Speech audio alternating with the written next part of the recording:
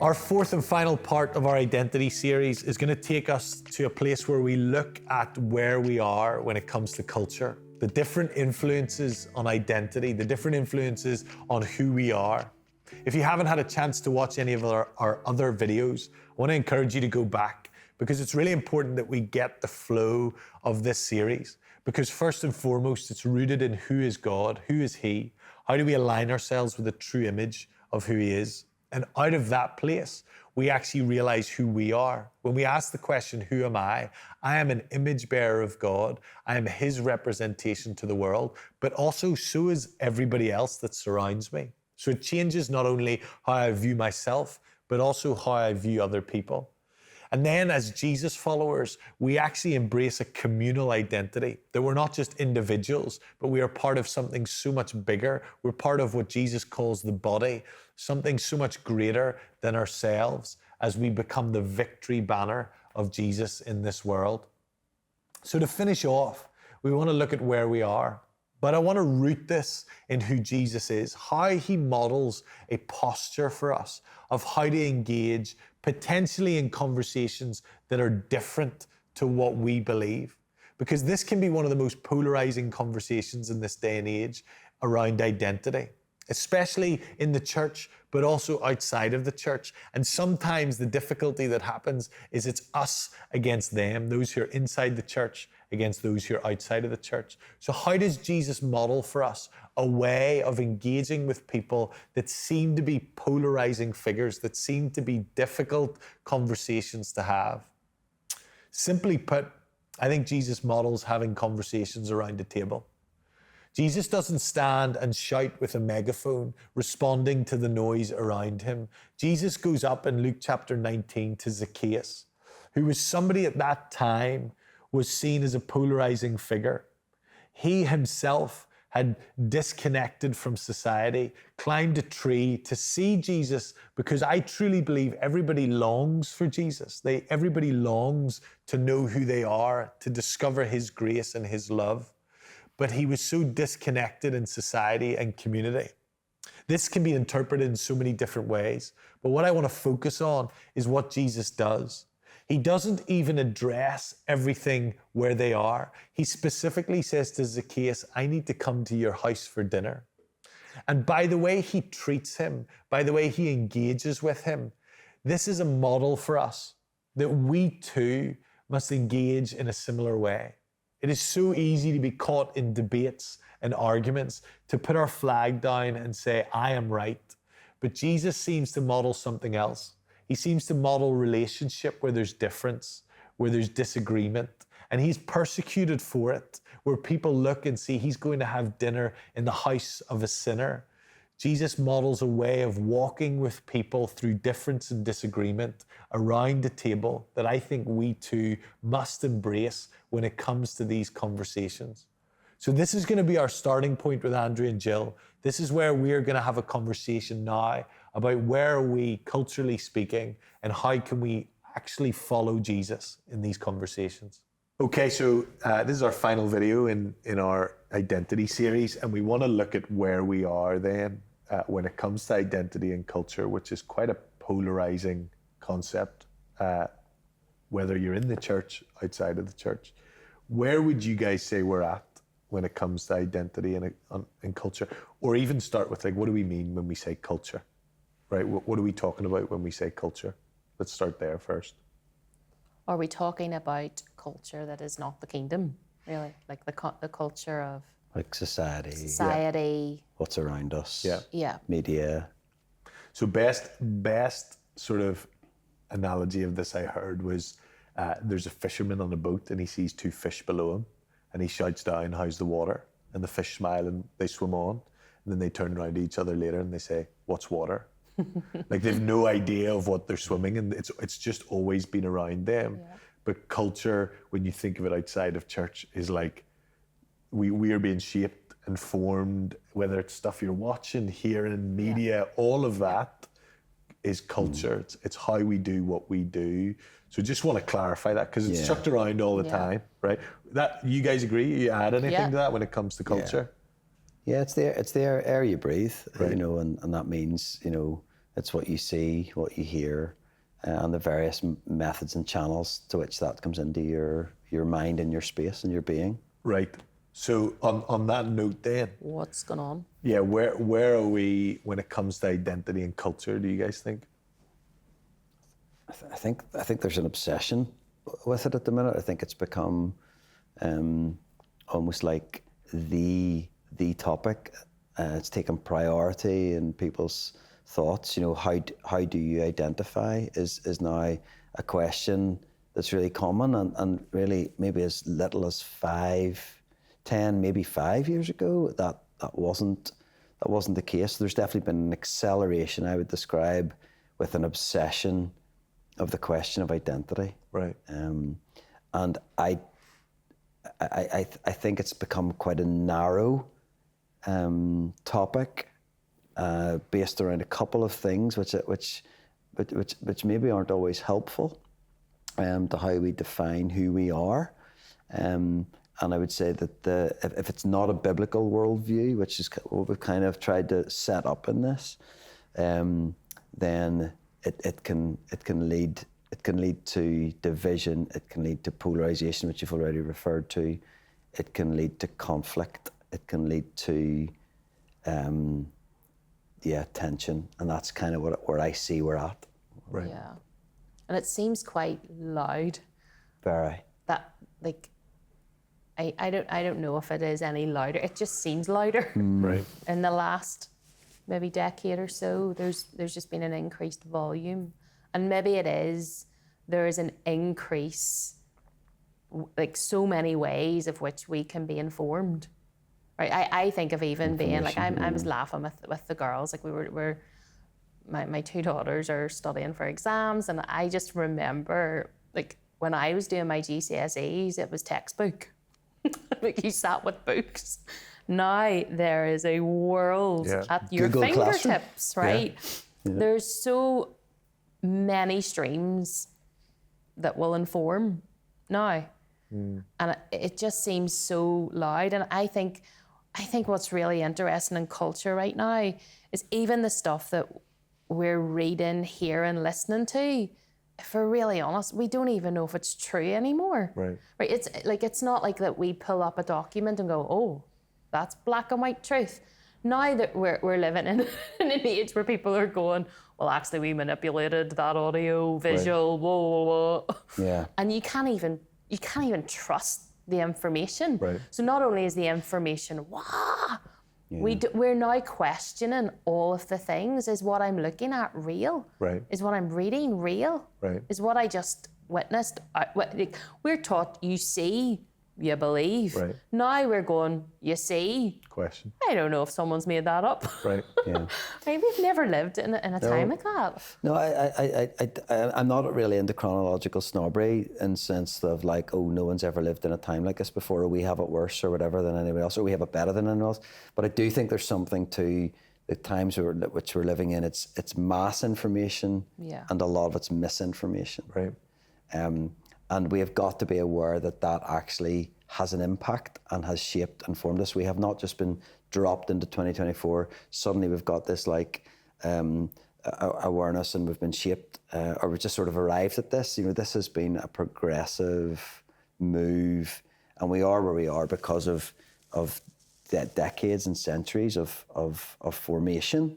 And what we have seen now is an acceleration of that to bring us to this point really, really quickly. And it can seem so confusing, and it can seem so challenging, and it is. Right. Actually, the reality of it is. Sorry, go ahead, Jill. I was just gonna say the interesting thing is, like, whilst the times have changed, right, and the information and all that overload's changed, I think what's deep at the core of every man, woman who's ever been alive on our planet, regardless of time frame or when that was in history, everybody wants to discover who they are and why they're here. That is just something deeply embedded. And I think what we're seeing in our culture is people are searching for an answer to that. People are still asking that question that they asked in 1 BC or whatever, right? They're still asking that, who am I and why am I here? Right. I think the dangerous thing is with lots of information that we have now compared to them, there's lots of space and opportunity for something that's misinformed to form us. Right. And that's what's really dangerous. And I think that is probably where this biblical worldview would be something that we hold at high value, because do you know what I think would be really useful? You said something about a fridge and an oven earlier when we were chatting. And I just think that would be so useful when it comes to being informed about who we are. I think sometimes it feels like humanity is a little bit like a fridge, which may be a bit broken. And so a couple of things have happened. The fridge has tried to fix itself. And the fridge also has tried to look to a manual or a couple of manuals actually to try to fix the issues which the fridge is experiencing. But it's a manual for an oven or it's a manual for a microwave. It's not actually the manual for the fridge, because the manual for the fridge has been written by someone and created by someone who knows the fridge, is the one who shaped and formed the fridge, who called the fridge, made the fridge into being. And so the fridge itself cannot fix itself. It does not have the means and the method. It does not have the wisdom or the capacity, because the fridge is not the maker of the fridge. Right. The fridge is the product, the creation of the creator. And when the fridge goes to find an answer in an oven for a manual, no wonder the fridge is confused, because it's trying to get information about something that it's not even designed to give information about. And so the call for us in society and culture today, which, you know, we have to be honest, is in a state of confusion and consternation around identity. We have to return and be reminded to go to the one who is the creator and the designer, and we frame everything under his revelation and his rule and his design. Yeah. That is where confusion doesn't disappear, but it starts to begin to become clearer, Right. as we disciple and follow and live under his rule. So I have to trust that the designer of the fridge, as a fridge, knows best. right.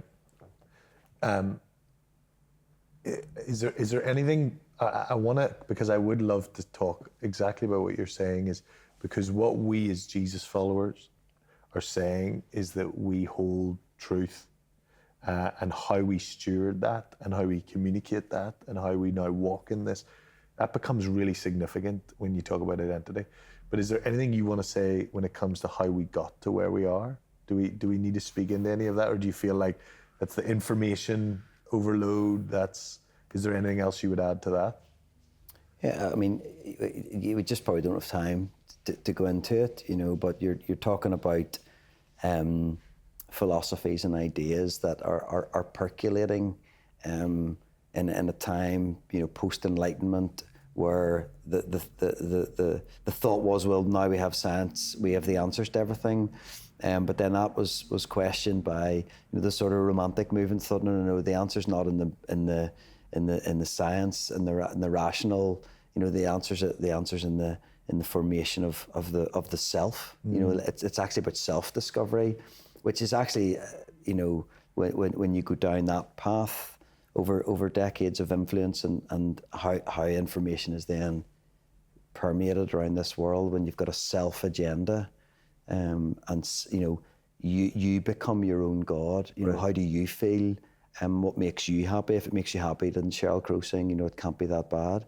And then she goes on to say, if it makes you happy, well, why the hell am I so sad? And actually, there's this discovery and realization: as I pursue myself, I actually get less fulfilled and not more. You know, right the way through to the sort of sexual revolution, which promised so much, and actually, particularly for women, it's actually delivered so little. Freedom was promised, and yet it's actually put people into captivity, with the growth of certain adult industries. And so every time humanity tries to come up with an answer for humanity's problems, humanity fails, because humanity can't answer humanity's problems. Right. That is very helpful. So thank you guys for that, because I think to be able to identify where we are and how we got here, that is really helpful to know. It helps us discover kind of the water that's around us in that analogy. And I just want to say this. Sorry to interject. No, you're good. I want to say this. If we look at this culture that we swim in, the culture that we swim in itself is producing statistics and research which is backing up what the kingdom of God has always said. Right. A move away from community and individualism, because we have a rampant individual culture in the West, particularly in the modern Western society, leads to depression, anxiety, confusion, Right. loneliness. Whereas it's the opposite direction to what the kingdom of God is calling us to. And so the more we pursue away from the divine creation, the more we get ourselves into difficulty. And culture itself is actually producing the evidence now that is the case. Backing it up. So let's finish then with, how do we as a community unpack? How do we, for people that are potentially watching, that are in a small group gathering, that are meeting for coffee with other people, how do we go about unpacking some of this? How can we do it where we honor one another, while we keep hold of positions, but we don't cause hurt, right? It takes quite a skill to be able to do this. So what would you advise to that? This is where I just think we need to pray for wisdom, isn't Right. it? Wisdom and grace, and for the Spirit to really provoke us. Because I think naturally, whenever someone screams really loud in a room, you want to scream. Right. If someone swings for you, you want to swing. Right. And so if the noise of culture is noisy, I'm so aware that what we probably want to do is be noisy right back with our truth, Right. right? And yet we know that doesn't work. It just doesn't, right? Standing screaming Just truth at exacerbates. something just creates that polarization even more. And I just cannot help but think about Jesus, right? Right. Who comes into a world that's just as broken. Not only does he have a message of truth, he is truth. And he doesn't scream. Yeah. He draws alongside people and he loves them, and he reveals who he is to people. And I just wonder, I know we've chatted this out, if screaming our truth back at what we would even call a false truth, a lie, is that really what it is about? Right. Or is it about drawing alongside people and go right back to like the image of God stuff? They're really loved, really valued, valuable human beings that bear the image of God. Yeah. They just don't know it, Right. right? And there's our responsibility is to reveal that. And much like me, thinking that God's this big, vicious, angry God, I didn't want to hang around people like that. Not a bit of wonder people don't want to hang around the ones that are screaming, shouting, and sounding really judgmental. This is, yeah. I think that judgmental piece is really important. Jesus is really clear on the importance of us as his representatives, not being the judge. We are not the judge. I think Jesus is also clear in his parables about our ability to be in the world but not of it, to have our minds transformed, not conform, but to be present in our worlds. I think showing up and always wanting to understand, and not just we want to be understood. I think that our posture in that, in understanding first before wanting to be understood. I think listening before speaking, certainly before or avoid shouting. Because what often that does is it creates bigger and wider divisions and creates a gap that's really, really then hard to cross. And if we think about gaps, Jesus is always moving to where people are. He's always found where people are. He's always at tables. He's always in relationship. He is absolutely truth. He cannot do anything else but bring truth, because he is truth.